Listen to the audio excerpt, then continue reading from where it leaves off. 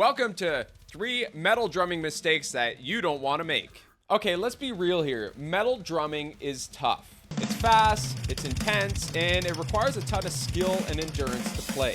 But even the most seasoned metal drummers can fall victim to these few mistakes that can hold them back from being a great metal drummer. So, mistake number 1, not practicing with a metronome. The metronome, it's like the annoying little sibling of the drum set. Always there to remind you that you're not as good as you think you are. But seriously, practicing with a metronome is crucial to ensure that your timing is proper and that you're not dragging the rest of the band down. So, embrace the metronome and make it your new best friend, or at least your tolerable acquaintance. It's especially important when you're trying to learn new pieces of music so that you don't end up lost in complexity inside of these songs.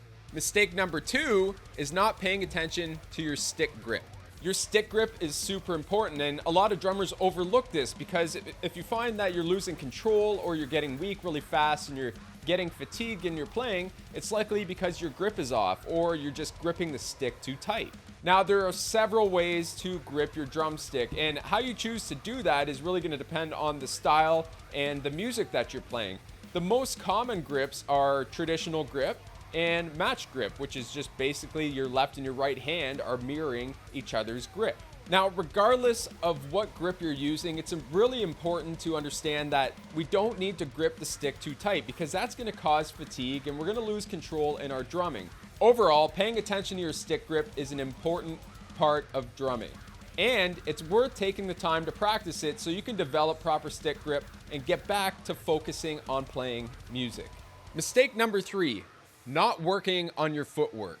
Footwork is an essential part of drumming, and it's especially important in metal music where fast tempos and intricate patterns are common.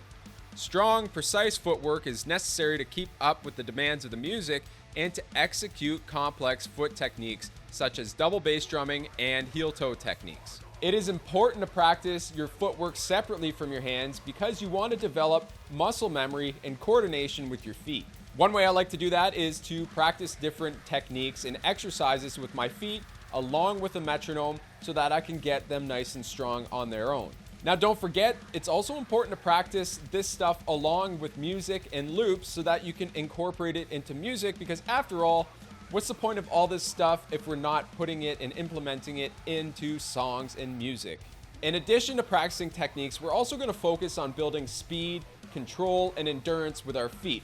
This could be done by starting with slow tempos and then gradually increasing it as we become more comfortable with those tempos. Now, it's also important to practice these techniques and all these exercises with a drum teacher or an experienced drummer so they can actually point out any mistakes or flaws that you have in your techniques so that you're not just playing bad habits all the way through and you actually correct them and grow as a drummer along your drumming journey. Overall, strong footwork is an important aspect in drumming, and it is worth taking the time to practice these skills in order to play drums more effectively.